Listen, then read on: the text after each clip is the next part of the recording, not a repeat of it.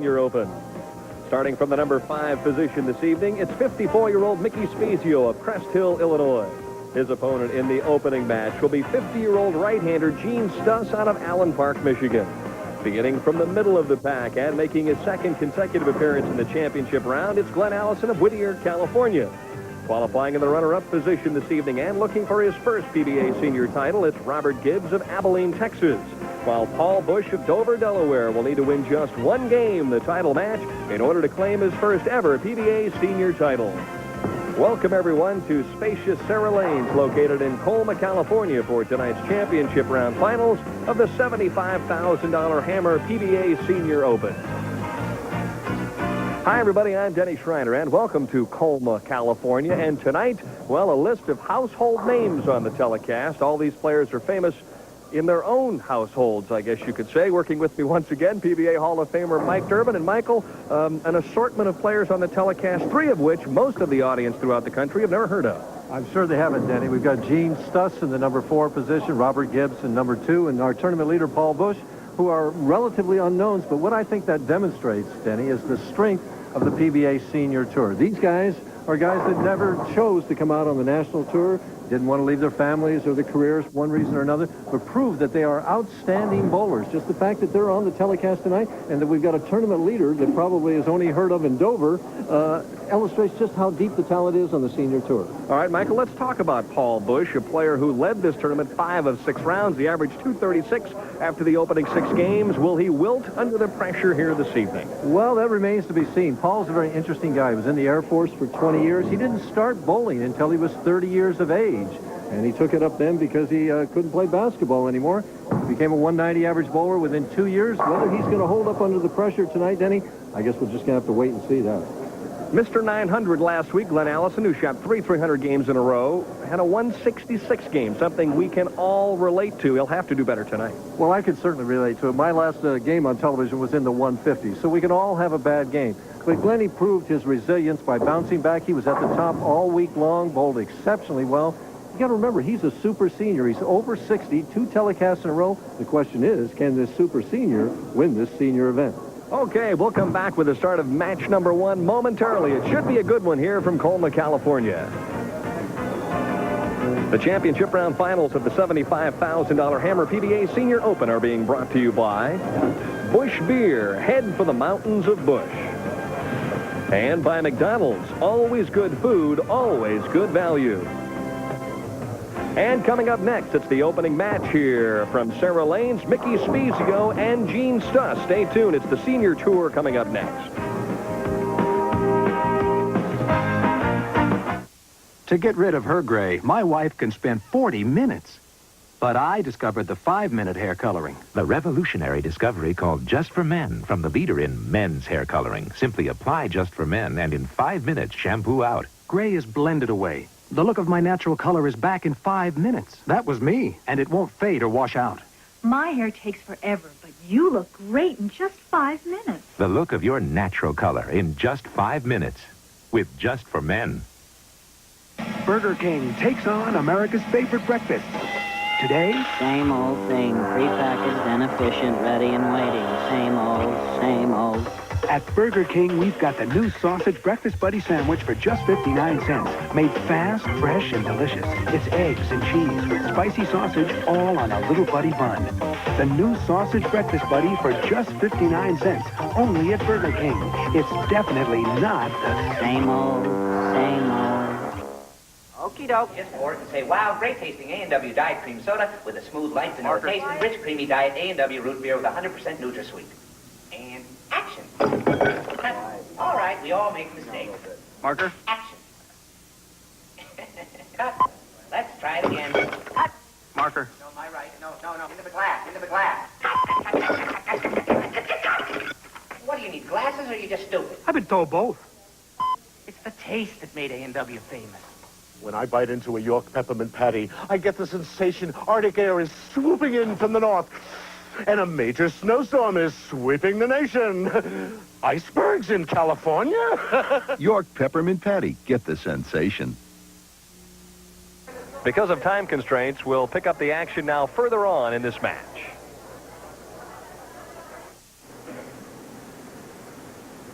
the great ones always look like they've just played their last game. Joe Perry, one of the outstanding San Francisco 49ers of all time in the NFL Hall of Fame. He bowled this week and had a solid week. Unfortunately, didn't quite get to the finals. You know, I've watched him as a kid when he used to play for the 49ers. I went to all the Rams games. He gained over 5,000 yards for the 49ers in the NFL Hall of Fame. How many times did he beat the Rams? Oh, several. Too many. Stus on top comfortably here in match number 1, but one gets the feeling with the lane conditions the way they are right now, a little bit spooky, especially on the right-hand lane, that matches could turn around in a hurry. Well, Stus is playing a little bit different angle than Spiezio is. Stus is going direct right down the 10 or 11 board and doing basically the same thing on lane 13, too, where Spiezio is kind of pointing it up over about 5 or 6. So it's a slightly different angle, but I'm sure Mickey feels that if he moved into 10, 11, that he couldn't hit the head pin at all. Well, there's also a slight difference in the number of revolutions being placed on the bowling ball between Stus and Spiezio. Well, just a couple. Like maybe twice as many? I mean, Mickey rolls the ball, puts a nice heavy roll on it, but Mr. Stus is turning that thing over.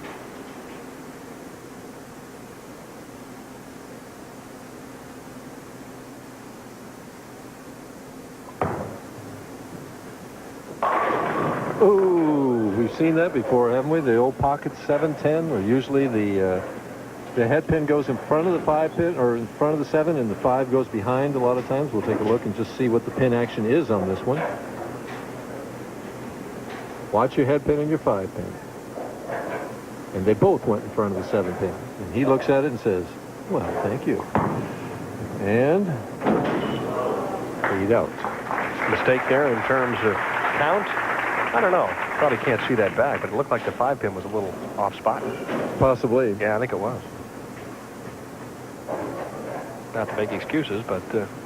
well, it gives Mickey an opportunity. He's down only 18 now, a double, and he's right back in the match. A little more turn on this shot, and there you see the over adjustment, and it never fails. The 6 pin falls down, which makes the baby split a little more difficult to handle. A little more than the 3-6-10, right? When things are not going your way, it seems like that pin always rolls over and knocks down the one in the middle like that. You and I were watching last night as Tommy Evans, one of the finalists, was bowling, left a 4-5 that had been moved off spot, and he went right between them. I'd never have seen that. We'll probably never see that again. Guy from the back yelled, Tommy, you need a bigger bowling ball. Thanks a lot. Nice shot. Fit it right in there. The 3 and the 10 disappear, so Spiezio makes do with the baby split on 14, but Mickey, who has now bowled 5 frames, has yet to throw a strike. And last week, you know, it was a split conversion that got Darrell Curtis all pumped up to win that title match. Maybe a split conversion here can spur the confidence of Mickey Spiezio, and he can respond with a strike now. An amazing telecast last week. Everywhere I went throughout the country this past week, people were talking about Curtis and Anthony. What a great match that was.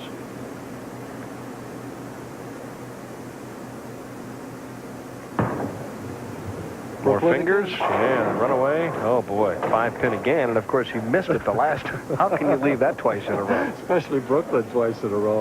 Now, I know one thing for sure. If this is Durbin out here, if he's going to miss, he's going to miss on the right this time. I don't know where he's going to stand to throw this one, but you can see when he points it on lane 13, the ball bites right now. And we knew it was Brooklyn from almost the moment he let it go. And he's lucky he didn't leave a split. The 10 pin was up there a long time. He's got to move in on this left lane, Denny, or he's just going to keep going Brooklyn.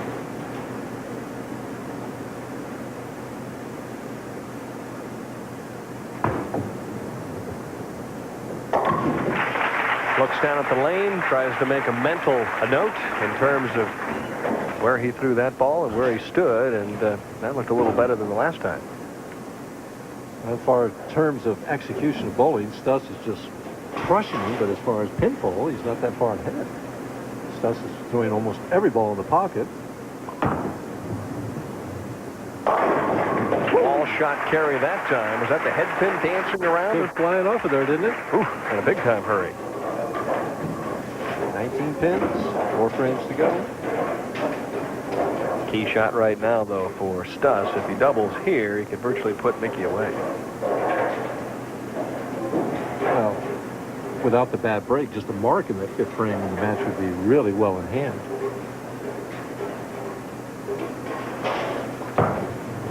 Light. 2, 4, and 8. just gives it a little more lift and a little more speed, and it skids an extra foot and doesn't make it down back. That's the interesting thing. Mickey has his ball hooking early on lane 13, and Stus has his going a little too long. Well, Stus is inside about 4 or 5 boards more, though, too, where there's a little more oil. I went down and bowled earlier today, Dan, and there is a vast overreaction. A lot of times when these lanes start to dry out a little bit at all, trouble. Ooh. Well, this is under a 10-pin match right now. Things have turned around considerably here in game number 1. We'll be back with the conclusion after these messages.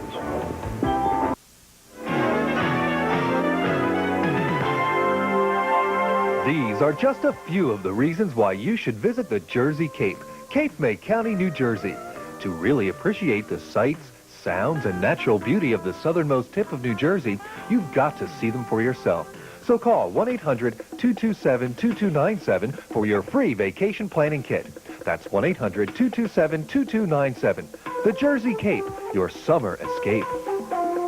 Hot prices on cars and trucks. Not hot air. It's fun. It's exciting. Francis for Fords will save you up to $6,400 on selected cars and trucks. Then with balloons and bucks, pick a balloon. Pump it and save up to an additional $5,000. Balloons and bucks will give you affordable payments as low as $157. And first-time buyers get up to $1,000. Grab your checkbook and trade title or payment book. And hurry to Francis for Fords on Cameron and Paxton Streets in Harrisburg.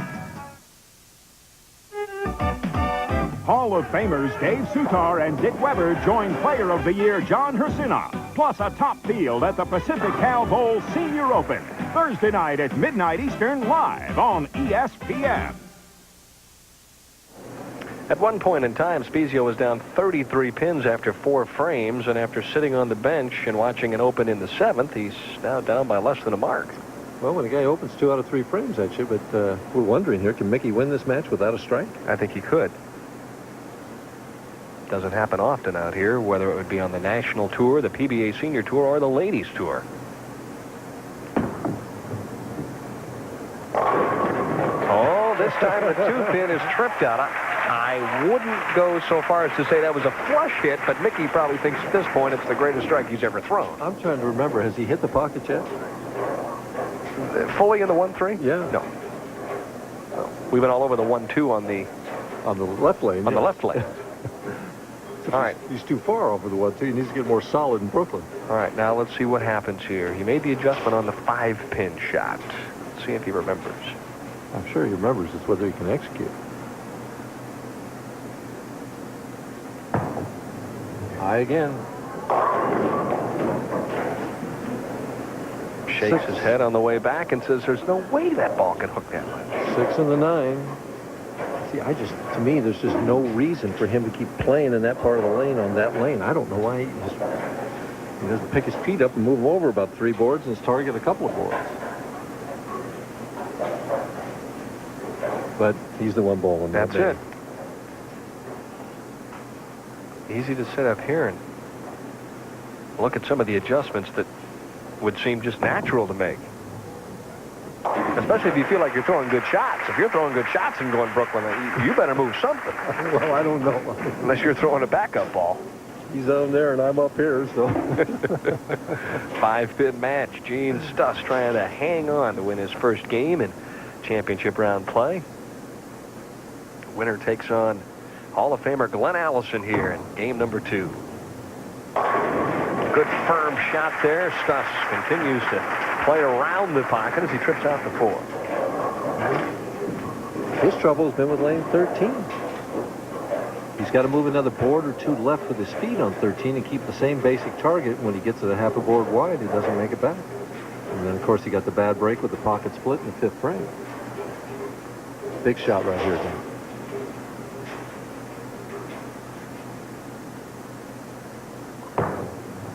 Better. Excellent. Let me ask you this. Do you think he made an adjustment off the pocket split? No, I don't. I just think the line is so critical that you've got to throw the shot very, very well to get it in the 1-3, and he threw that one perfectly. Well, he has a possible 208. Meanwhile, Mickey, a game in the 190s if he would strike out.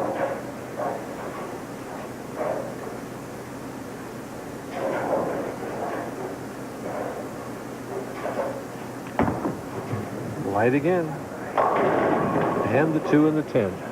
Well, he's been leaving the 2 the whole trip, but this time he has company with the 10 pin. Well, Mickey, it's one of these games is let me finish and get out of here and on to L.A.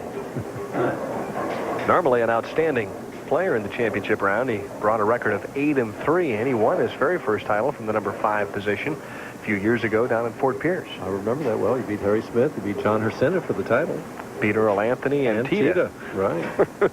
Talk about going through some high-priced help, trying to slide the 2 over, and he does.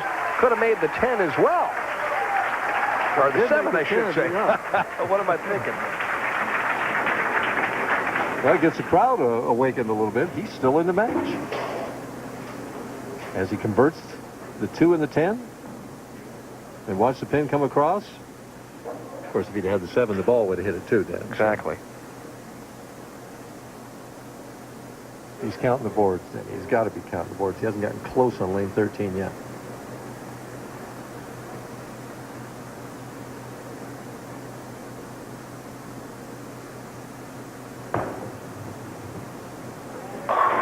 Great shot as he took Durbin's advice, moved both target and feet to the left, and got a beautiful reaction. Right? I mean, and the thing is, that's the first time he's thrown the ball in a 1-3. He gets 2 more, and he makes Stus mark, and he could win the game. Ironic. He's very much aware of the score. He's looked over a couple of times at our National Tournament Directors Board, Rich Weber.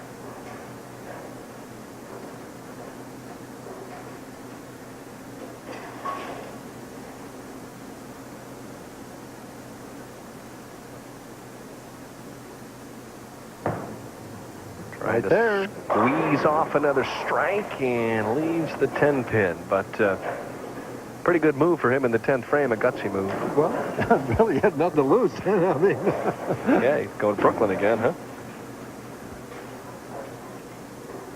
Yeah, he's going to have a hard time living down missing the 5 on national television. Oh, boy. All the buddies back home. I can remember in 1968, Mickey, take heart. You know, I left the 5-8-10 on national television with a full roller in 1968 in Denver, Colorado. And I said, that's it. I'm getting rid of that full roller. Did you make the spare? No, I didn't. Couldn't hook it enough, huh? Right. 171 for Mickey Spiezio, and that will not be enough.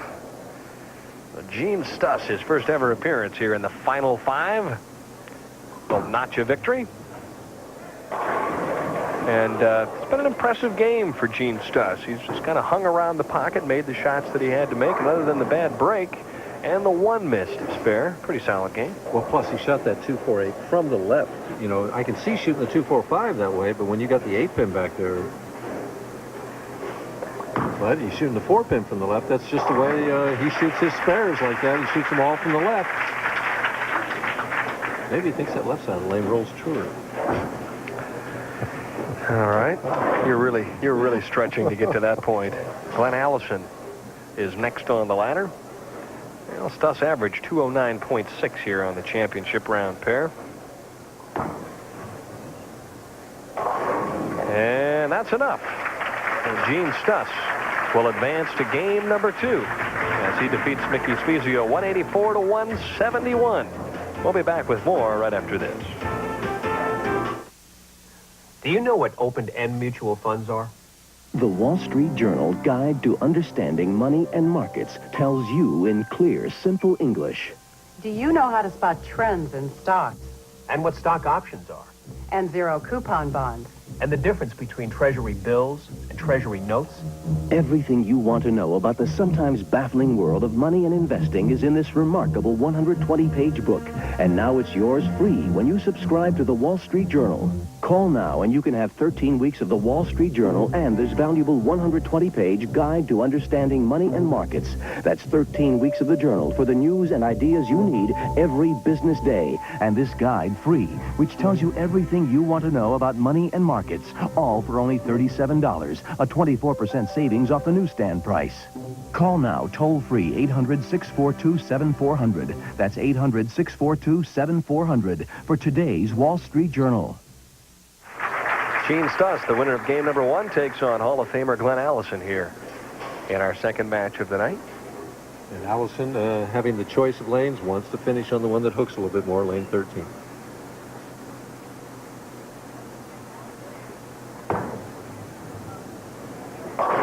Elbow in, trip the rack. I think he does it very well myself. That's a hard thing to do, isn't it? Depends how much pressure there is there. Yeah, I suppose you could be right. It's easy in practice. Yeah, but if you keep it in, you got a better chance of good ball reaction than if you give it the chicken wing. I understand that, Dan. Okay. Glenn Allison nearly poking himself in the eye with his thumb on that trip leaves the 210. So we're seeing Mickey Spiezio relived here. Well, see, the tendency is that when the lanes are slick, for the follow-through to go in to try and pull the ball to the pocket, and then it's just the exact wrong thing to do. But it's our natural reaction. We try and help that ball back, and it really negates the roll and makes the ball go into a poorer roll. It's got a chance.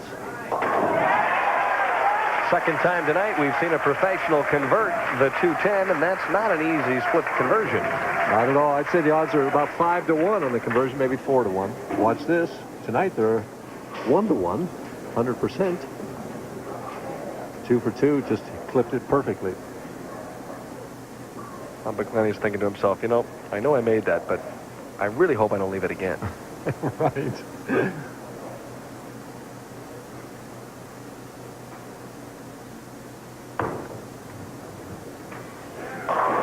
Good reaction, although the 10-pin wasn't sure which way to fall on lane 13. At least it did. Well, I like it when it flattens out on the deck like that. That means that 6-pin's not whistling around it. Yeah, but it also means it barely gets it down, doesn't it? As long as it falls, okay. Dennis. All right, you make your point. As long as it's 10 in the pit, whether it takes them a while to get there. Or on the deck. Right. As long as they all go down. A little bit of an arc here. And all of a sudden the 10-pin really gets kicked out on lane 14. Pretty shot right there. He trusted that one. That elbow was in nice and tight all the way through. He's got that first game under his belt. He might loosen up and shoot 230 this game, something like that. Well, his team won the ABC team competition in 1990, so he's used to bowling under pressure.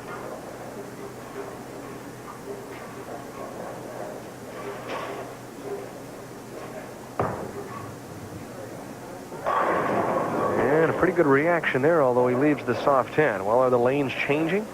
Well, they're trying out a little bit in that track area. You see the ball grabbing just a little bit more, and that 6-pin tried to climb. It climbed halfway up the 10 that time, but couldn't quite get it up. So you don't want it to go to the top of the 10. You want it to stay down low, right? Sure you do. It's like tackling. You don't want to tackle high. You want to tackle low. If you say so, Dan. Well, I don't know. I'm just trying to make an analogy.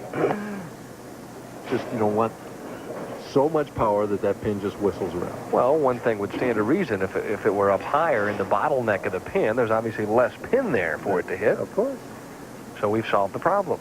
Right. Just get the 6 to go around the 10 a little lower. But you got to get it up to hit it. Right. A little bit of an adjustment here, moving in a little bit for Allison, and he got a little bit of a ball reaction. But did you see the follow-through? The follow-through went entrusted to the right. He didn't steer that ball to the pocket. 4-step classic delivery. Pushes and steps at the same time. The ball's in perfect time now and now. Head steady, and watch the follow-through. See him trust it to the right? Even though he goes over the top of the ball, he's doing that intentionally with that spin shot. He's done that all week long and all last week. That open hand at the end, one of Allison's trademarks. Pretty, pretty, pretty. Impressive as Allison comes back with a double. And has kind of found the range here on 13 and 14. An 11-pin lead right now for Glenn Allison, who works on a 3-bagger. We'll be back with more after this. My wife sent me the Payless for some shoes. I didn't even know Payless had men's shoes.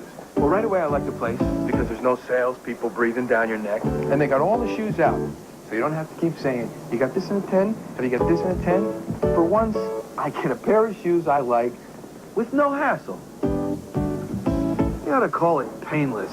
Right now at Payless, these men's shoes are on sale starting at just $12.99. For shoe shopping that's painless, who'd have guessed? Payless. Are you a sports fan? Cash in on your sports knowledge and win $100 instantly by playing the Sports Trivia Hotline. It's fun. It's easy. Call 1-900-990-8888 from any touch-tone phone and test your knowledge. Be a winner and call 1-900-990-8888. That's 1-900-990-8888. Win $100 instantly. Scoring is prohibited. $2 per minute. You must be over 18 to play. Not sponsored or endorsed by ESPN. The pressure's on at the first major championship of the year. See who comes out shining in the early round of the prestigious Nabisco Dinah Shore. Thursday and Friday afternoon at 4 Eastern, live on ESPN. Only 4 teams remain in the nation's oldest postseason tournament. Live semifinal round action at the National Invitation Tournament. Monday night, beginning at 7 Eastern on ESPN. Now, there's a look at a talented twosome. John Wonders and Dennis Baldwin, executives of Fab-Ball Incorporated, on hand here this evening. John, of course, will be presenting the trophy a little later on. You never know. Dennis was a motorcycle enthusiast and racer a number of years ago. He just bought another bus, by the way. I don't know if you've had a chance to see this. Oh, I'd like to. Pretty incredible. I think it's in the John Madden range.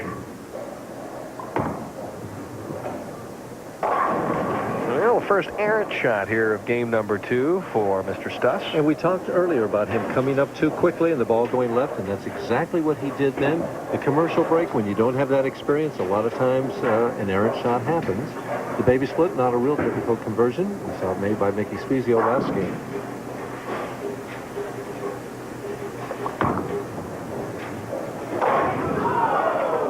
Just a hair too much to the right.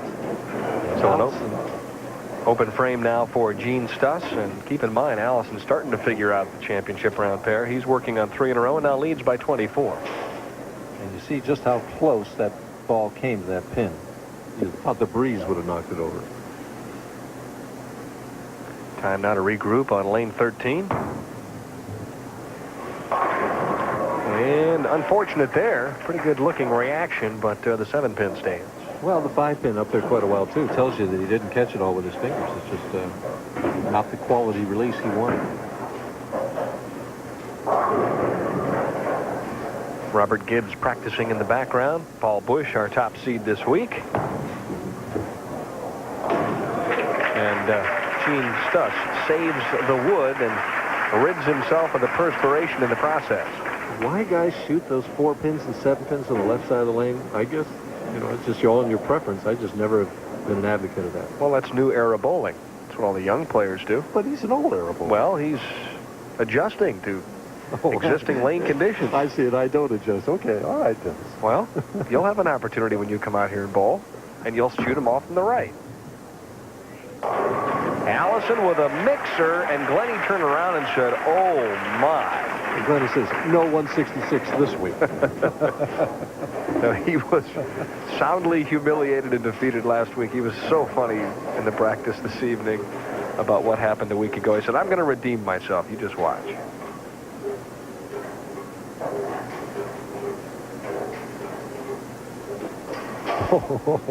That looked like the old Carter Shuffle shot there, didn't it, huh?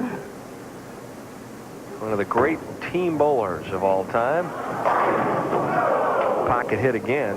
10-pin stand, so the string ends at 4. And did you see the elbow break slightly? He gave it just a little bit of what we talked about, the tip, the flying elbow that time. It didn't quite catch it all with his fingers.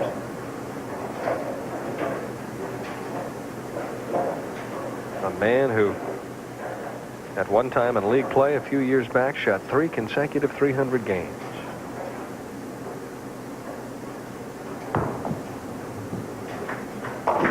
Dead center. Did you ever shoot 2 300s in a row, Mike? Yep. I knew you did. Yep. 1972 in league. Last 2 games of the league. Well, no, the one night session. Shot 848. Still my high series. Cambridge? At Chagrin Falls. Oh. Bainbridge, Colonial Lanes. Bainbridge, Colonial Lanes. Whew. Stus trying to get something started, and does so with a perfect shot on lane 14. He's got to strike here, Dan. He's got to put some pressure on Mr. Allison. Down 33 pins, 4 frames to go. He's proved he can strike, but he's got to spring a few now. Similar scenario to what happened a week ago, the opening game. Fairly low scoring. Then all of a sudden the lane started to break down a little bit, and the boys started to hit the pocket. The only difference between this week and last week was that the two that ended up in the title match were left-handers.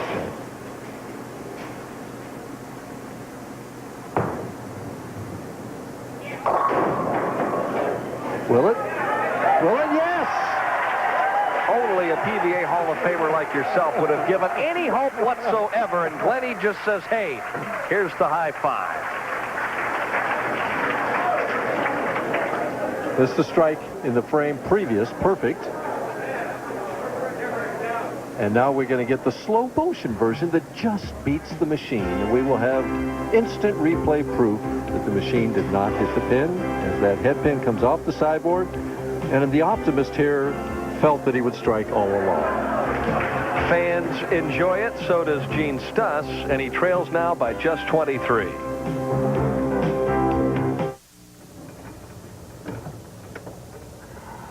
I never saw you hit so well. I'm here in 3, you're here in 1.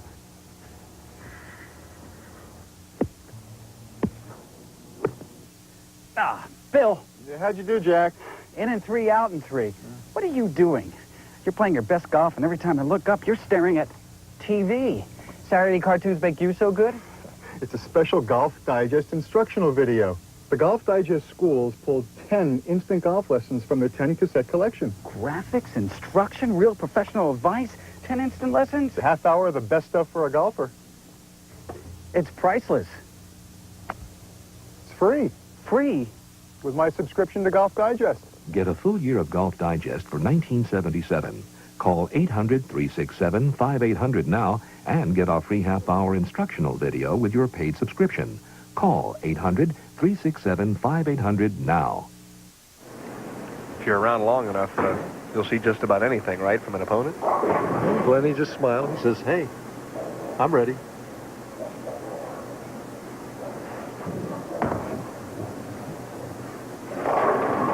Light hit, 2-pin stands on lane 14. And he'll take it. At least he didn't have the 10-pin in his company this time. Tough lane for Glenny is 14. The tough lane for Stus is 13. Interesting. Put the two together, and they'd have a big game, huh?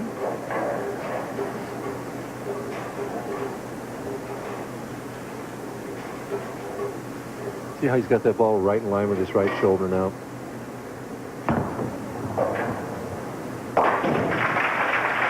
Such a fluid player, and a player that once he gets a feel for a pair of lanes or a condition will execute time and time again.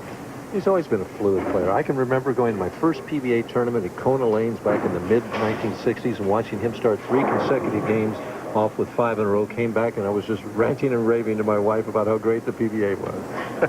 And Glenn Allison. Yeah, and Glenn Allison. And he's still striking today. As a super senior. Oh, got there a little quick. Made the adjustment, though, and the ball held. And a key strike now in the 8th frame for Glenn Allison. A couple key frames coming up, though, for Gene right here. This is his good lane. He's got a strike here. Cut that lead down to 12 pins with a strike here.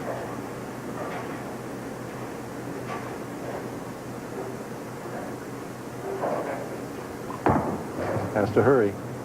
And does. What a shot. Hey. You look surprised. Well, the first game, that ball wasn't coming back. Exactly what happened a week ago. Right. Ball reaction's much improved here in game 2. Game 2. Down 12. One more. He cuts it to a 2-pin game. Can set himself up to go up to 246. We could have an exciting finish here. Glenn Allison, plenty of room for 258.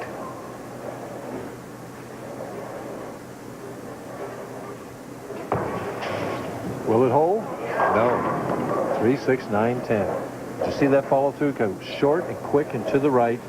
That was costly. Just didn't know what the ball was going to do on that left lane. He's not confident on it. Gene still shaking his head, realizing that if he could solve the puzzle of lane 13, he'd have a real chance here in match number 2. He's got to convert this to keep any hope alive. Tough spare.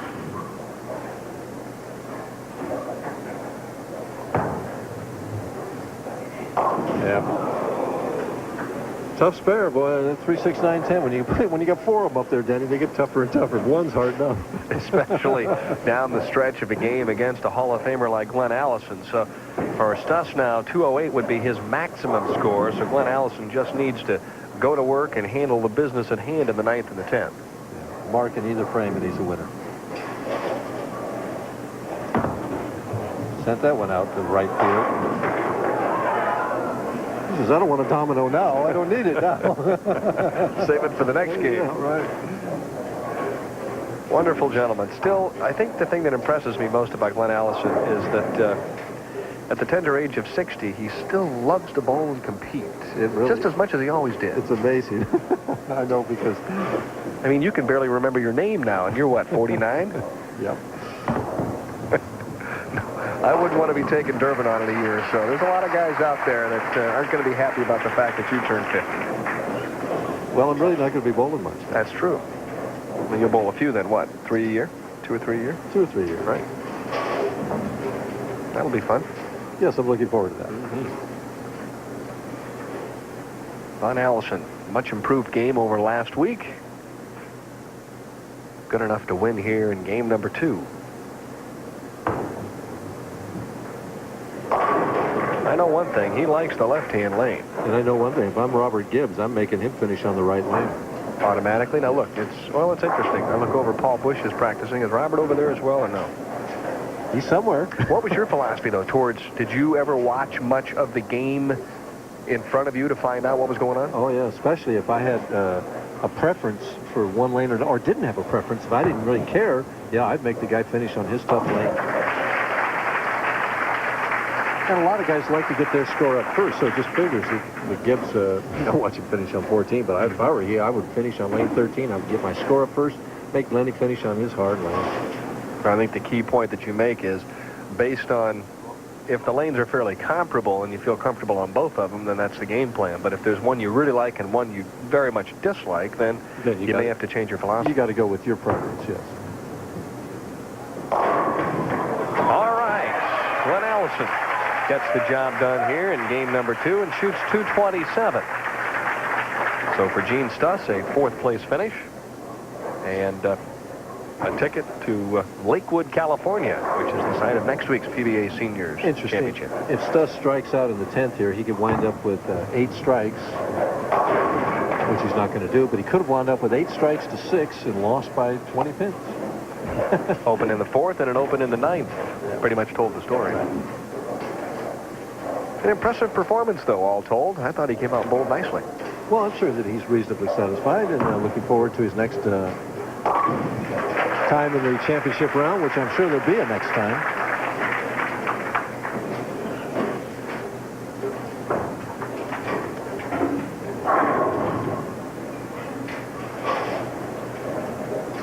It's a lot of fun to watch these players come out after spending most of their careers at a local level, working, raising families, and getting an opportunity to come out and compete against the best players of all time. Has to be a thrill. Big week for Gene Stus. It just ended a little bit too early. 2 games early as he was defeated by Glenn Allison, 227 to 197. Coming up next here on ESPN, a look at the latest in bowling news. It's the greatest sports entertainment spectacular of all time, WrestleMania. Live this Sunday exclusively on pay-per-view. The superstars and stripes forever as the immortal Hulk Hogan, gallantly screaming, tries to liberate the WWF title from American turncoat Sergeant Bluff. Be a part of the broad stripes and the brightest stars of the most star-spangled celebration ever. WrestleMania!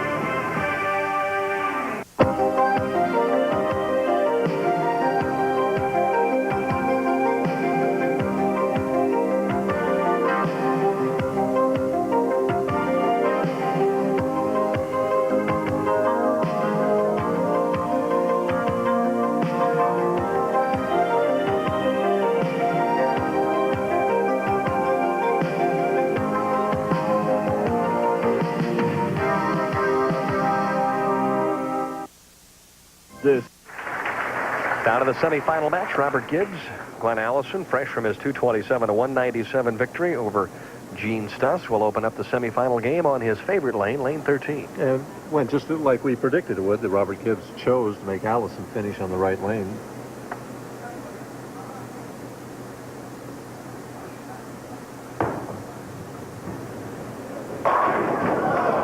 Real good shot. Glenn was down on one knee, not before the ball hit the pocket, but after he saw the solid 10. I'm perplexed a little bit with his reaction. So disappointed with the first frame. I guess he really wants to get out striking right away to put the pressure on these inexperienced seniors right here. It's because he knows he has to finish on 14. Is that it? He's got a little fear in his heart already, huh?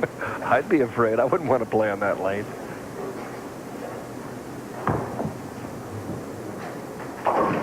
Spare up for Allison, who had a 4-bagger in his first game. That was enough to win. Takes on now one of the power players out here on the PBA Senior Tour, Robert Gibbs from Abilene, Texas. Robert doesn't take much time. Gets up there and lets it go in a big hurry.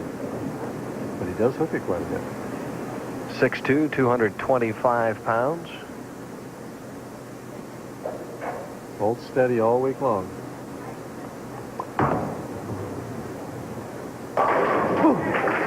Power, we said, right? Comes out and just slices the rack on lane 14 with his opening shot. Yeah, he kind of destroyed that 5. Now watch how he pushes it out real quick feet. So the ball's a little bit early right there, but it's pretty free swing. He catches right up and then whacks on it right here. Foot and a half behind the foul line. Another one. Maybe hey, that's a new. I'm going to practice that. Give that a shot. See what happens. I don't know. Don't confuse yourself, Mike. You did it the other way for a lot of years. It worked fairly well. Of course, you can always be open to new ideas. And the light hits 7-pin, wiggles a few times and stands, and his reaction looks pretty good. He seems pretty confident. Comes right out, throws 2 in the pocket right away. Says, hey, I'm ready for the Hall of Fame. Well, not that we don't want to get ahead of ourselves, but he did average 244 on this pair of lanes throughout the tournament. Well, that kind of leads to a little bit of confidence, although he was one of the ones mentioning in the practice balls about how slick they were. Well, when I saw him, he was fresh from the truck after the sandblasting had taken place. He said, yeah, I had to go out and put the paper to the ball to see if I could hook it a little bit, and I hope it works. We're going to have to talk about that on the tip one of these times. I think we should. Why don't you do that next week? How to sand the bowling ball, a proper way to do it. Who knows? You could come up with some Durbin paper. Sell it to all the seniors. See, the touring players don't need it. They got the wrist, huh? Right. Allison trying to go more direct. Down on the knee again. This time leaves the 4-pin.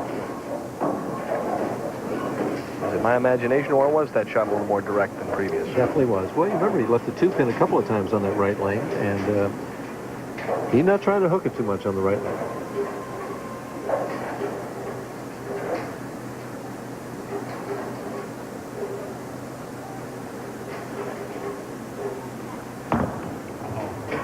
So hurry.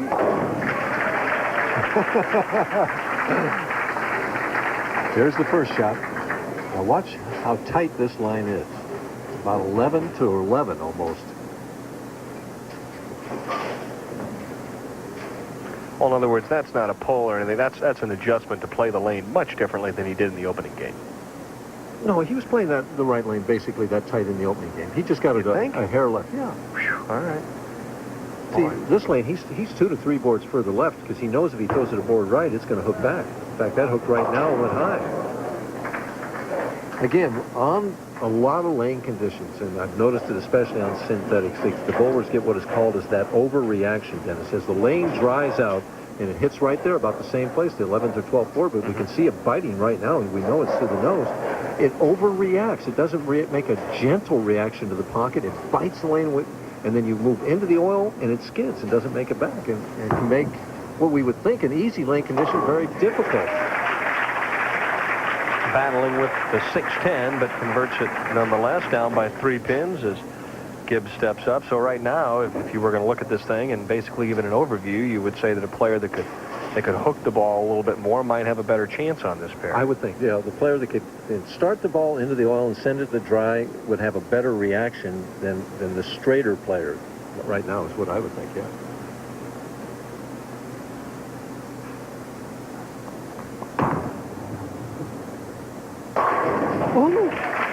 What hit the 10 pin on that? It just destroyed it. That looked like it hit almost less than half pocket and wiped that 10 out of there. Strike on the right-hand lane. A 3-pin lead could be a 13-pin lead if he strikes here on lane 13. Left a solemn 7 for the last shot on this lane, or I should say in the second frame. So he needs a strike on 13 to go up by 13. Which is what he's thinking right now. Out of it clean. Ball rolls up. Light hit. Ooh, way too light. 5-pin wiggles and doesn't fall. And he says, where was the power? Well, you live with the hook. Well, we did this on a tip last year, you know, that moved about 2.5 boards left. Use that same strike target and slide it right in there. But harder for a power player to do that because he's not used to being as accurate. He doesn't leave it that often. That's very true. Hard to see from here whether he actually moved left. I think he did. More speed, but too much ball. No chance. No chance whatsoever at the 5-7. So it's an open frame for Robert Gibbs. And we'll be back with more of the semifinal game right after this. Come on, America. Show us your colors. All the colors of the rainbow. Even more colors than that. Make the grade with the Blade. Spectra Blade. The colorful new windshield wiper from the makers of Triple Edge. Why settle for ordinary wipers that crack? Dreary, dull blades that tear. And why put up with dangerous streaking? Color up with Spectra Blade. It won't tear, crack, split, rot, dry out, or freeze to your windshield. Made from Dow Corning silicone, Spectra Blade is virtually indestructible. And look, each blade is precision cut by space-age lasers to give you the cleanest, smoothest wiping edge ever. Spectra Blade won't streak, squeak, or chatter. And there's still more. With each pass, Spectra Blade leaves a thin, invisible silicone shield that repels water and keeps your windshield crystal clear, even when the wipers aren't on. All this and colors, too. And what colors they are. Everything from neon pink, green, and yellow to good old red, white, and blue. A whole array of brilliant colors. Why let nasty weather give you the blahs? With Spectra Blade, a rainy day is always a bright day. Just one colorful word of warning. Pick your favorite color carefully, because Spectra Blades are guaranteed to last as long as you own your car. If they ever fail for any reason, we'll replace them free. Get your Spectra Blades now. They're only $19.95 a pair. Guaranteed to keep your windshield clean, clear, and colorful. Here's how to order. Call toll-free 1-800-522-4300. That's 1-800-522-4300. Or send $19.95 plus $4.50 shipping and handling to Spectra Blade, 2 Morgan Avenue, Norwalk, Connecticut. For fastest delivery, use your credit card and call now. 1-800-522-4300. It's a tournament known for fantastic finishes. Defending champion Lee Trevino and Arnold Palmer go for the green at the Vintage Arco Invitational. Sunday afternoon at 5:30 Eastern, live on ESPN. The great one makes the show 2 weeks in a row. Yeah, right, but not the way he wanted to make it this time. Had a chat with Earl a little while ago as he clowns around a little bit. What a ham this guy is. Most people don't realize what a great sense of humor he has, and so does this young lady right here, Elaine Hagan, first vice president of the WIBC, a very good friend of mine and a great friend of bowling. Glenn Allison, who trailed by 3, now leads by 9. You got to love that if you're Glenn. When you're sitting on the bench and take the lead, usually you come back with a double.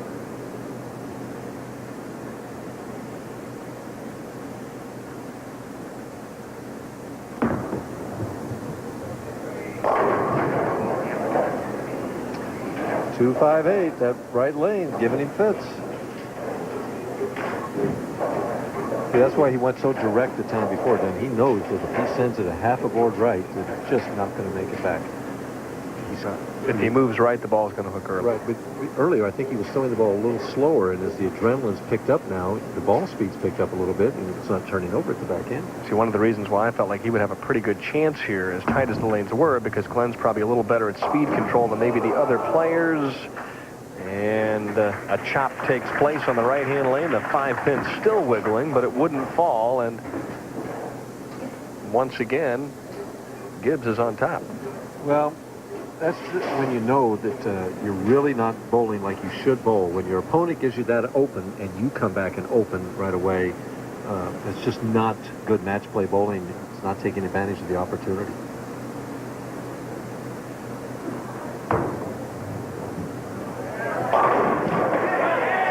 Nearly a repeat performance of the 5-7. The 5 finally falls down. The 7-pin, the lone pin to remain.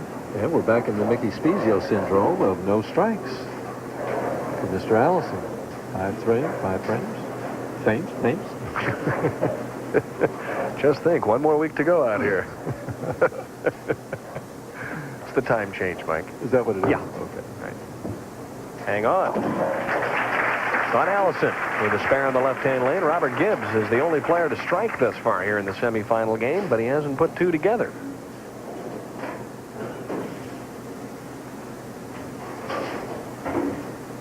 The winner of this match takes on Paul Burch of Dover, Delaware for the championship.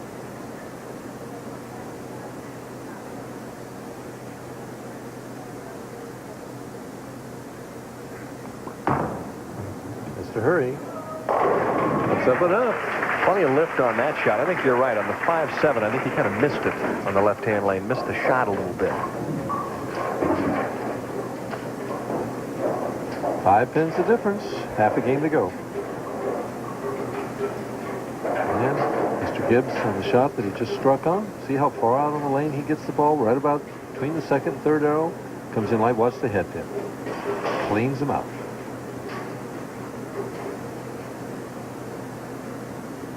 Didn't get overly excited about that one, did he? He will if he strikes here. Really ripped the finger holes out of this shot and ends up with the 4-6. You could see him trying to juice it up, Michael, because he left the 5-7 the last time. And right now we've just got a match that nobody wants to win. They're just handing it back and forth to one another, and that's 180 and 170 we're hitting at right now. Somebody's got to step forward and say, hey, I want to win and I'm going to double. Glenn Allison would love to. He's trying to figure out how to do that.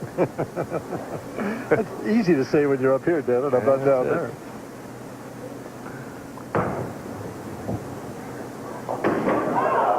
Robert Gibbs gave it a run. We don't see anybody pick up the 4-6 very often, but 7-pin lead right now for Glenn Allison, who will try and build that 7. And I think he just needs to slow it down and soften that speed just a hair, especially on this lane.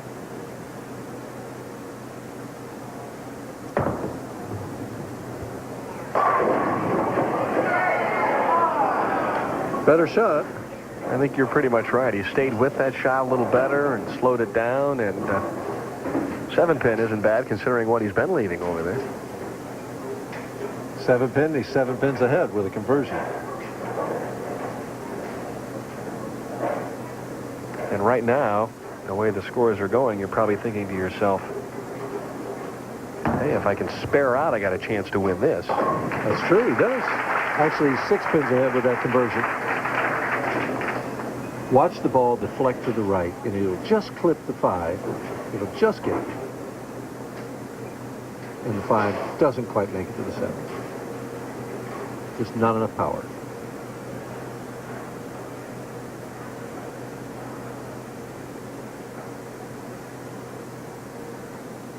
Fans have quieted considerably here at Serra Lanes, waiting for some momentum. Trouble. Oh, nice break there. And Glenny has just lost his rhythm and his concentration entirely. He's struggling with himself right now. He's struggling with the lanes. And the reaction that he's getting, the confidence is just gone. I mean, it's the same bowler, just bowled 228, threw almost every ball in the pocket the last game. And it's just a different bowler right now. The same bowler, but a different bowler.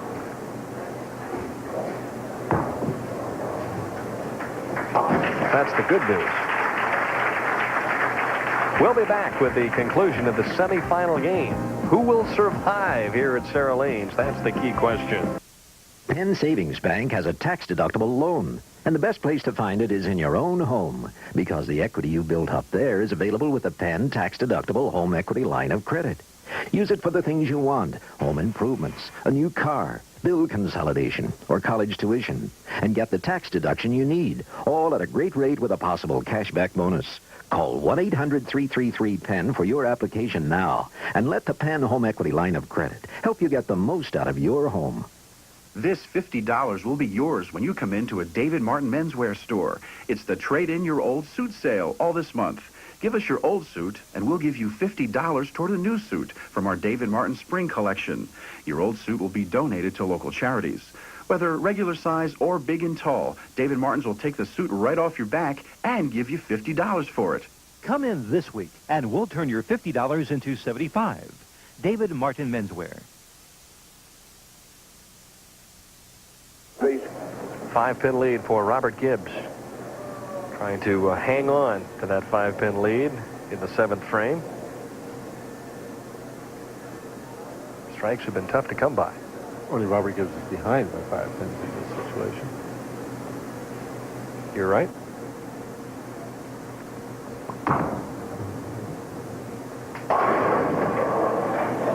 Throwing the ball in the pocket every time on 14. He's getting a nice reaction, no overreaction there.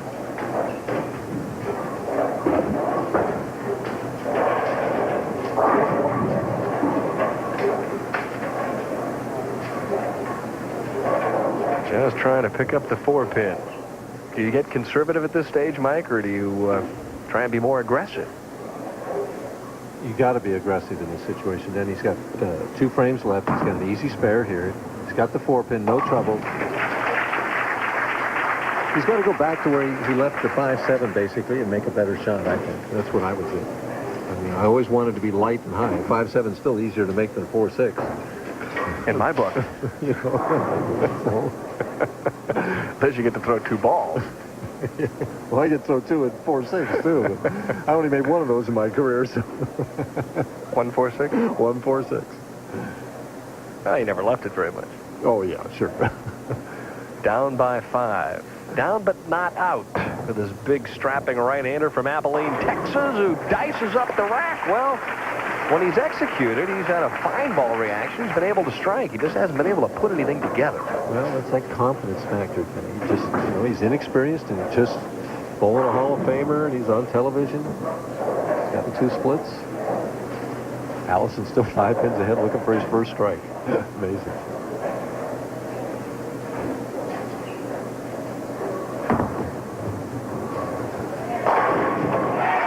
And he finally gets his first strike. It wasn't easy, but a key shot for Glenn Allison there. And this one's even keyer. Increase that 5-pin lead to 15 and make sure that if he strikes out in the 10th frame, he won't lose the match. Very direct.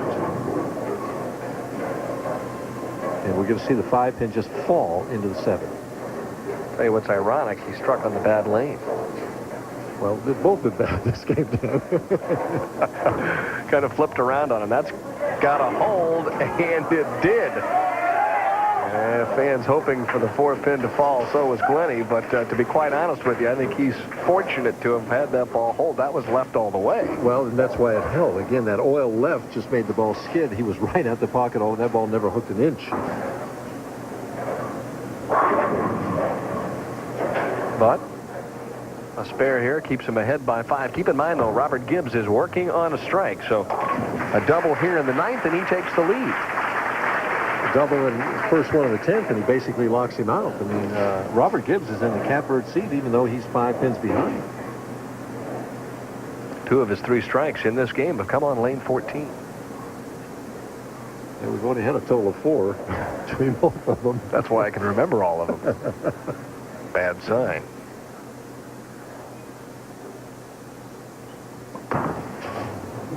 Has a chance. And gets that light hit. Very good shot for Robert Gibbs under a lot of pressure, perhaps more pressure than he's ever felt as a competitive player. Well, he got it left, and the ball just kind of fell back all the way. Watch it not really bite a lot, but hit in the perfect spot when that light hits, light mixer. And this tough lane so far, but the one he chose to finish on, first one of the 10th and a decent count, and he's going to be a winner. It's amazing. Heat's on. All of a sudden, you see 3 strikes out of 4 frames. High. Oh, it trips the 4 and the 9 out. Relax. You're going to have heart failure here in the semifinal. I am getting to that age, aren't I? Oh, come on. What a great shot that was, though. See, that's the amazing thing to me. That's the true testament to the players when they come out here. You have to figure out some way to get them all down in the 8th, the 9th, and the 10th frame, and those who do end up winning. If my addition is right, 8, and he's a winner.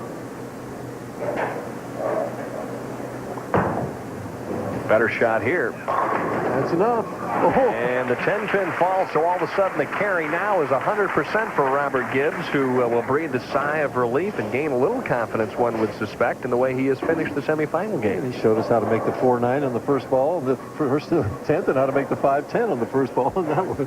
So. Glenn Allison, he's thinking to himself, now if I could have just bowled the game I bowled in game 2 here in the semifinal, I'd have been competing for a title. Nevertheless, I'll have to finish 3rd. Robert Gibbs finishes with a flurry. A very fine performance in the latter stages of the semifinal game as he strings together 5 consecutive strikes to shoot .206. For Glenn Allison, Mr. 900, it'll be 3,200 for 3rd place as he steers himself a strike on lane 14. Well, you don't win many matches when you're getting 1 strike on the first 9 frames. So Robert got him when they counted. Well, that's what I was impressed with, the fact that he was able to turn his game up a notch, the intensity a notch in concentration, and do what you had to do to win the match.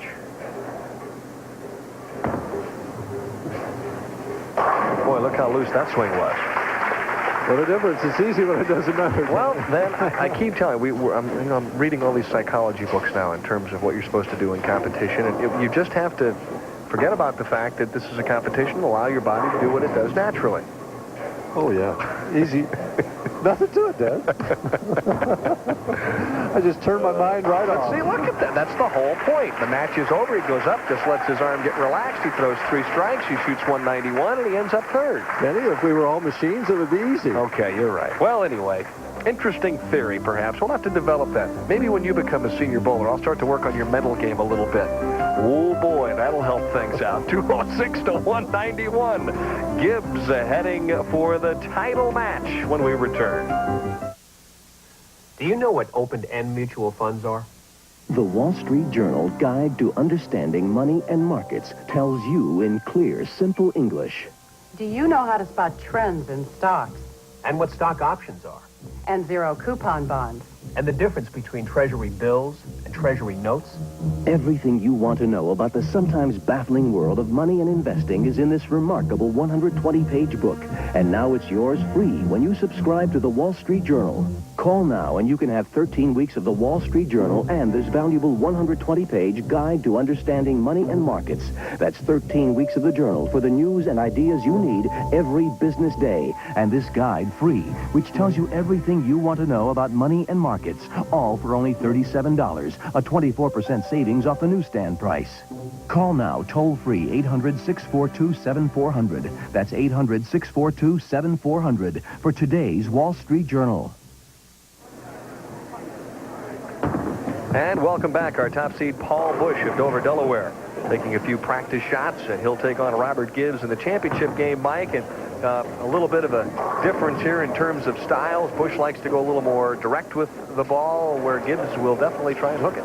Well, there is a difference in style. There's a similarity in experience. They're both going for their first title. Burch has responded to the challenge all week long, but like you say, he is going straighter. I anticipate him going to finish on lane 13 and make Gibbs finish on lane 14. Right now, though, with the confidence that Robert Gibbs has gained by throwing that 4-bagger or 5-bagger at the end of the last game, I think advantage is with him. I was really impressed last night watching Paul Burch, and also in the afternoon round as well, because there was some heat. He was close to losing the lead at one point, and went back, took a break after round number 5, and settled himself and came back and did what he had to do last night to to nail down the top seed position. You were out there many years. It's not easy to lead a tournament, whether it's on the national tour or on the senior tour. And it came right down to the final frame. He needed a mark in the 10th frame to lead this tournament. Went to solid 10 and had to make the spare, and he did. Oh, all right. We're going to move around a little bit, and we're supposed to smile because that's what our producer and director have just told us to do. All right. Hi. Hi, Mom, and everybody else. Let's get back now to our discussion of the championship game when we come back, because we're going to take a break right now. It's Paul Burch and also Robert Gibbs here in the title match.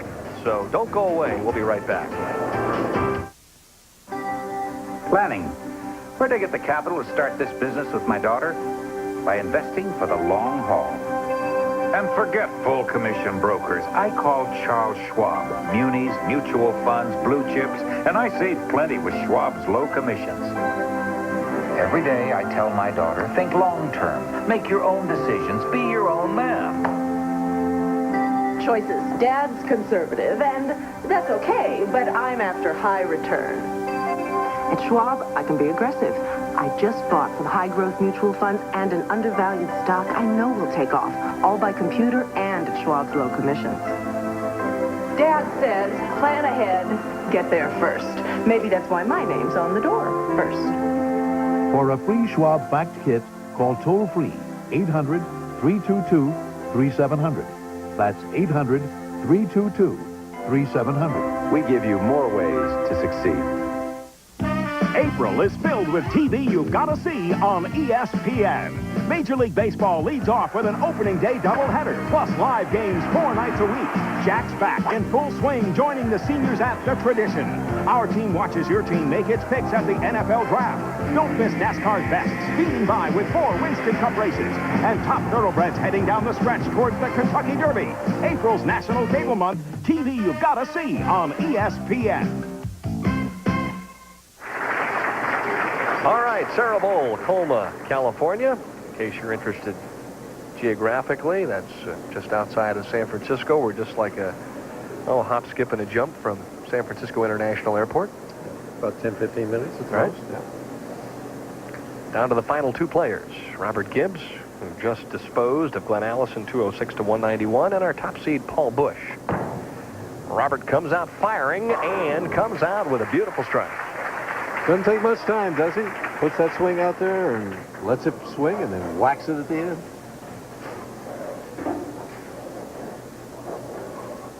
Paul looks a little uptight, to be expected.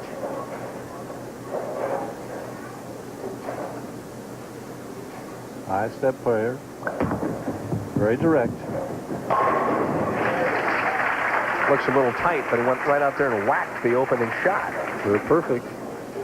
Now we'll see if he can get lined up on 13. Went high a couple of his last practice balls on this lane. So again, that overreaction that we're talking about, where the ball bites too quick when it hits around 11, but you get it in, it doesn't finish. Throughout most of the week, the lanes, as the scores would indicate, were fairly consistent in terms of pair-to-pair. And a lot of high games this week, a lot of high blocks. And you're exactly right. High on the left-hand lane. Fortunate, very fortunate to leave just the 4-pit. Interesting note, too, Mike, he had the lowest average on the television pair this week. Averaged just 202. Well, that gentleman right there, Robert Gibbs, averaged 244.5. So you would think that it would be a pair where if you went around it a little bit, you'd probably be better off.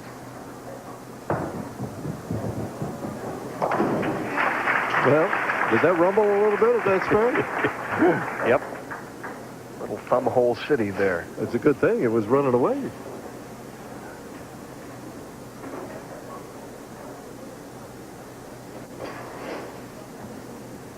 Regardless of what happens, one of these 2 contestants will win their first PBA senior title.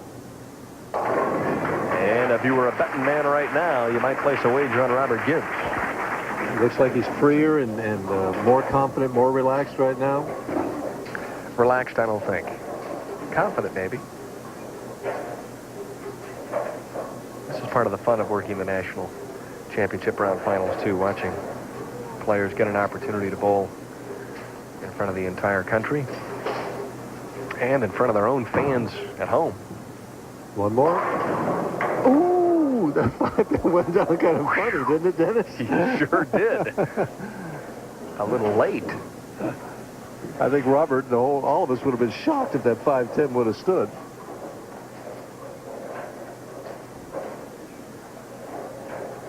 Yeah, if you were a betting man, you'd bet there's no way this guy could leave a 5-7, huh? Much less a 5-10. There you go.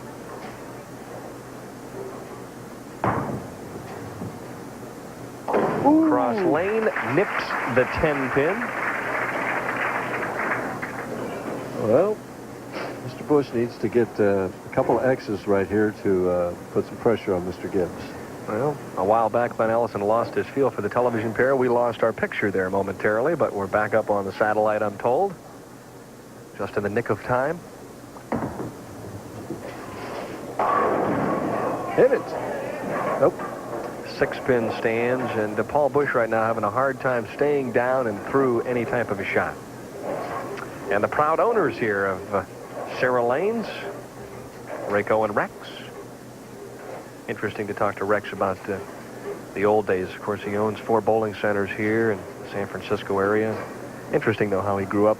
His dad had a bowling center on Hollywood and Vine, and spending time with Mickey Rooney and Judy Garland and all the great stars. That is interesting. Oh. You know, right back. Oh, he was invited to a lot of the cast parties and got to know them all. Very friendly. What was the name of the bowling center? Did he tell you? Nope, don't know. I think it was Hollywood Bowl. Hollywood Bowl. Yeah, that would make sense, wouldn't it? Well, there used to be a place that they had the old championship bowling series, or the one with Milton Berle called Hollywood Legion Lanes. I just wondered if that was one. Who knows?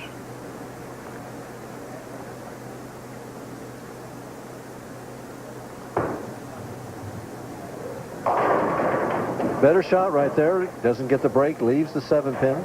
He made an adjustment, moved that target and his feet about a board left, about a 1-1 left. At least got it in the 1-3 on lane 13. Lane 14 is so slick for him, though, that he just cannot get the ball back. Trails by 10. After Gibbs opened with a double.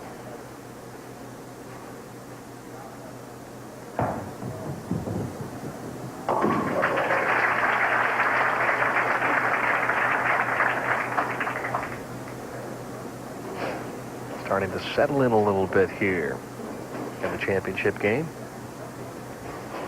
The 11-pin advantage now.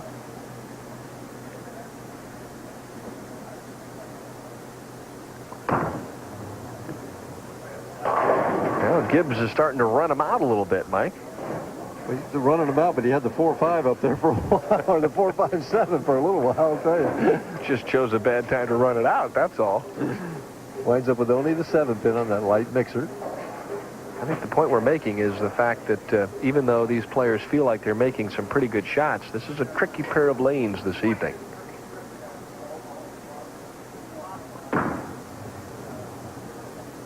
Has it. No trouble.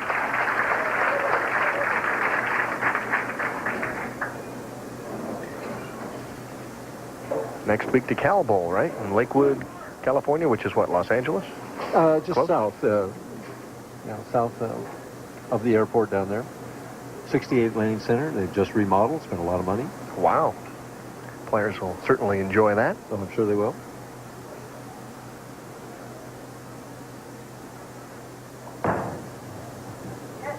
Back in there. And the 5-7. He left that in the last game. Well, right now, if he fails to convert it, and he wasn't close the last time he left it, he's going to fall behind. Mr. Bush will take the lead.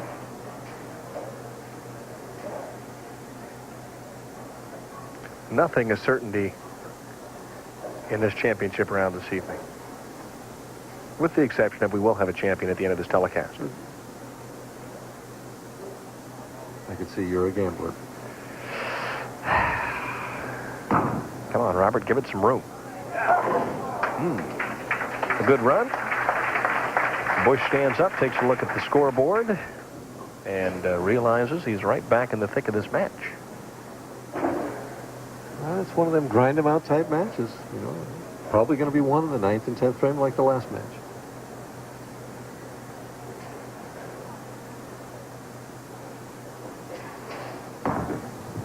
Stayed with that shot a little bit better. And throws the strike on lane 14. Now can he double? That's the key question. That is the key question.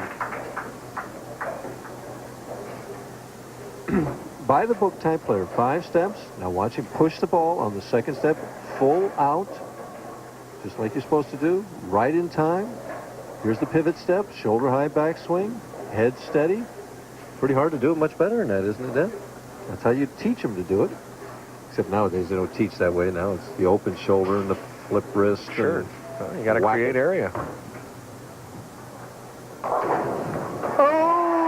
Biggest break of his career. Paul Burch turns around with a big smile and says, I'll take the double. And we get a look at it right on the 1, 2, 3. Pin goes across. It's both the 4 and the 7. It's as easy as 1, 2, 3. Trouble is, you usually leave the 4 and the 6. When you hit the 1, 2, 3. That's it. Gibbs trying to bounce back. Uh-oh, he's in trouble. He hit the 1, 2, 3 and left the 3, 6, 10. Got that ball wide, and the overreaction hooked high. Right now, suddenly, Robert Gibbs, who looked so good a couple frames ago, is hanging on by the skin of his chin. Mm-hmm. All the players have finished right where they started thus far this evening, up until this match, that is. We've seen a couple of turnarounds, though, thus far this evening, so we're going to stand pat right now and watch him bowl all 10 frames. Not an easy spare for Robert Gibbs. But he converts it easily. Stays close in the match. And don't forget, Major League Baseball on Sunday. The Cincinnati Reds and the New York Mets live from Port St. Lucie, Florida. Wish I were there. 7:30 p.m. Eastern Time, 4:30 p.m. Pacific Time. Major League Baseball on ESPN. Down by 13 on lane 13. See if he juices it up like he did the last time after he left the 5-7. Gave that one enough room, didn't he, Dennis? Well, that's the old adage. Sometimes if you get it a little bit right, you get a better reaction than if you continue to try and play the lane a little tighter. That oil line. Oh, yeah. no question. Great reaction there. He sent it right around the oil line. Oh, you sure did. Now, what you want to know is, did he miss or did he make that shot?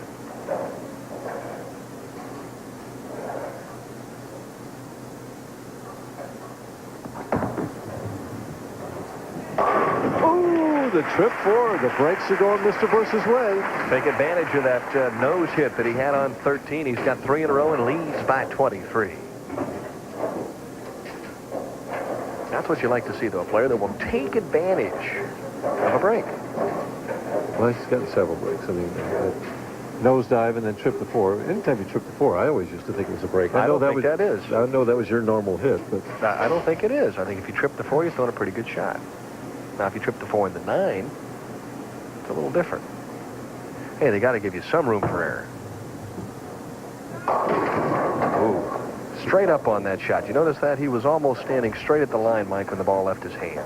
he needs to it's like that the shot that he came in light, that he's moved back and trying to go direct on lane 13 too. I think he needs to make about a one-board move with his feet and one with his target on lane 13. You put it right solid in the pocket. Well, all he did was come here 3 days early this week after missing the finals last week and point the ball a little bit more, work on going direct, because he felt like that's what you were going to have to do this week to do well. And obviously, he scoped the lanes out pretty nicely because he led the tournament. He figured it out, didn't he? And I asked him, I said, you know, Paul, do you normally like to go real direct or up and at him? And he said, not especially. I'd like to throw it away a little bit. But he said, I think that was the key this week, and that's what I've done well.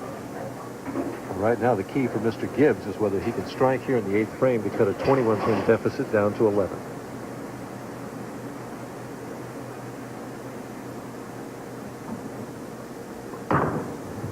More room. I don't know. Maybe it's me, but the more he goes right with it, the better the ball reacts. Well, let's see if he does it again in the 9th frame. If he does, it'll be a one-pin ball game headed to the 9th and 10th. I'll bet he does. And we're going to see right here. The ball crosses about 15, out to maybe 10, 11, and watch that 5. Disappeared in a hurry.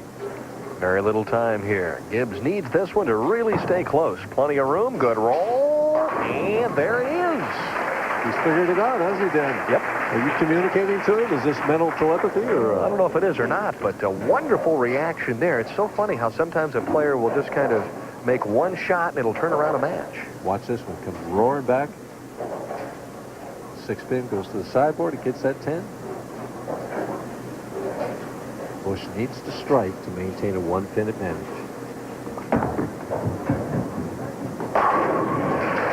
Little rumble there, but it's still just settled right in there. Now the question is, what will he do on lane 13? Well, he threw the Santa Fe special that time, had the railroad shot going with the thumb over the, or I should say the track over the thumb hole, but if he strikes out, a game of 236. And that ensures him of a victory. To 235. Right. Could have a tie, just like last week. Good.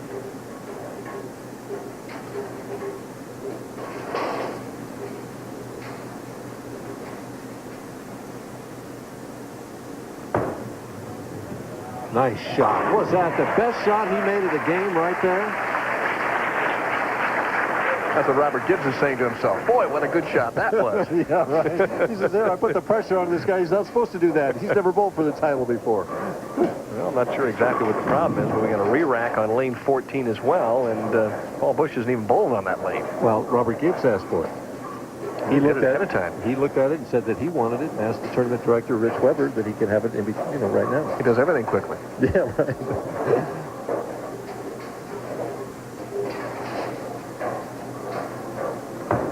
Bush trying to bear down and comes up high. But getting 9 instead of 8 means that he's going to have a 10-pin lead. Gibbs, if he makes this, Gibbs will need 2 strikes to beat him. So there'd be no tie, Denny. Both players really turned it up a notch in the latter stages. Bush with a turkey and then a double in the 9th and the 10th. Will post a game of 225 if he makes this spare. And for the first time ever in the championship round, and as a top seed, a pretty doggone good game for Paul Burch. Excellent game. Very professional game, clean game. Made the shots when he needed to. Now all he can do is sit down and watch Gibbs, who we know won't take any time.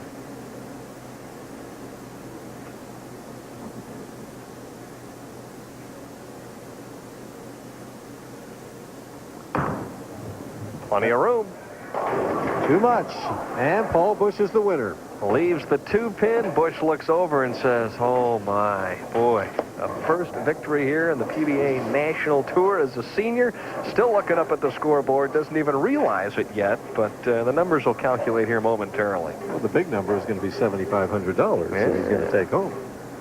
And, of course, stepping into the ranks of the winner's circle here on the PBA Senior Tour.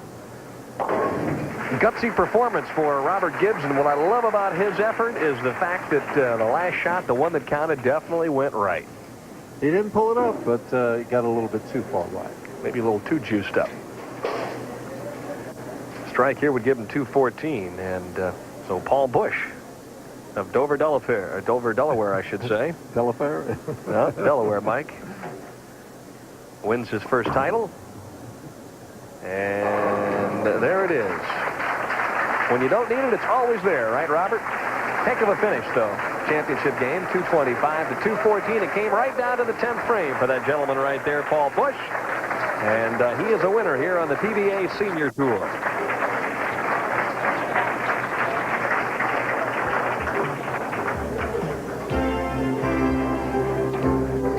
We'll be back. My wife sent me the Payless for some shoes. I didn't even know Payless had men's shoes. Well, right away I left the place because there's no salespeople breathing down your neck. And they got all the shoes out. So you don't have to keep saying, you got this in a 10? Have you got this in a 10? For once, I get a pair of shoes I like with no hassle. You ought to call it painless. Right now at Payless, these men's shoes are on sale starting at just $12.99. For shoe shopping that's painless, who'd have guessed? Payless. To get rid of her gray, my wife can spend 40 minutes. But I discovered the 5-minute hair coloring. The revolutionary discovery called Just for Men from the leader in men's hair coloring. Simply apply Just for Men and in 5 minutes shampoo out. Gray is blended away. The look of my natural color is back in 5 minutes. That was me, and it won't fade or wash out. My hair takes forever, but you look great in just 5 minutes. The look of your natural color in just 5 minutes with Just for Men. A change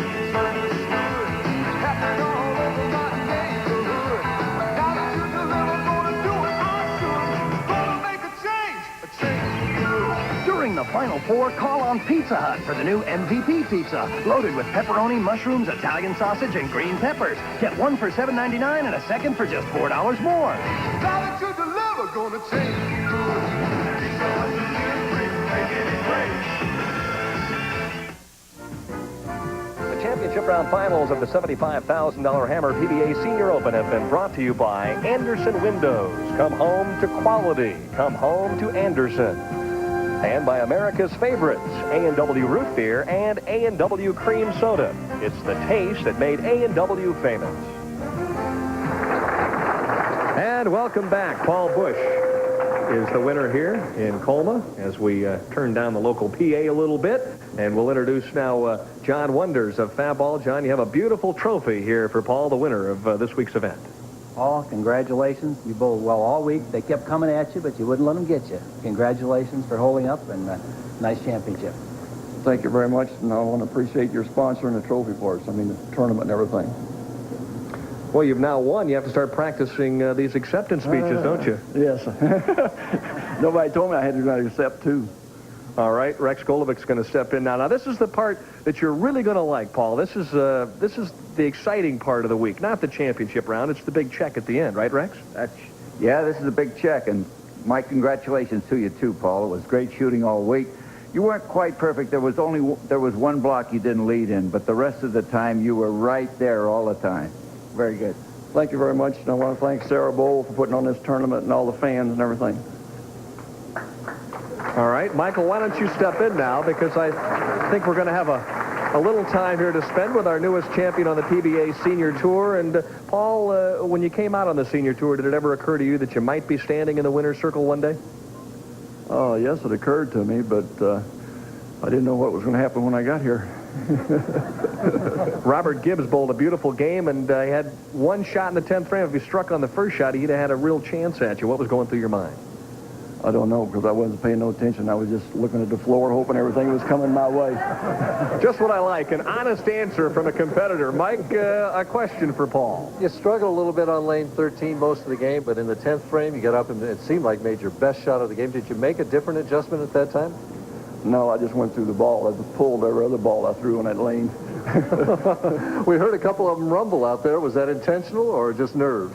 Nerves. Well, you have to be excited about the fact that you've won this week. What about the possibilities next week at Cal Bowl in Lakewood, California? I don't know. It depends on whether the wife will let me go or not. See, now you could say hello to her right now, because she's probably eyeing the check anyway at home. She's already got it spent. See, I got to go over here down to the post office right now and mail it so that she can get it. I was going to say, she gave you a FedEx before you got here this evening, didn't she? So that if you did win, that you'd be sending it home as soon as possible. Let's bring on Robert Gibbs, the man who finished second here, who came very, very close. What was going through your mind? That's right. What was going through your mind, Robert, on the first shot in the 10th? Well, I got the ball wide on the time before, and he come up good, and so I was trying it again, and I guess I got it a little too wide. Didn't quite make it for you that time, right, Robert? Right. Are you proud of your performance, though? You feel like you accomplished most of what you wanted to? All but one game. All but one shot, huh? Right. You know, it's so interesting. Mike and I talked about this, the fact that Robert Gibbs and Paul Burch are out here, and it's not Earl Anthony or Dick Weber or Dave Sutar or Tita Semez. There are a lot of wonderful senior players throughout the country that can come out here and win, and you're a true testament to that. Well, that's because Earl helped me all last week. Now, how much of the $7,500 does he get? Well, we'll talk about that later. It is fun, though, for you guys to come out and compete against the great stars that were on the national tour. You didn't get a chance to do that during your career, so now it's like life after 50. That's right. It's a lot of fun, and also, you see, maybe you could have done something when you was younger. But you're taking advantage of it now. Okay, we're going to work on the acceptance speaking and everything else. I'm going to write it the next time for you. We're going to say so long here from Colma, California. Sarah Lanes, our winner here of the Hammer PBA Senior Open, Paul Burch, and he did it in fine fashion. So long, everyone.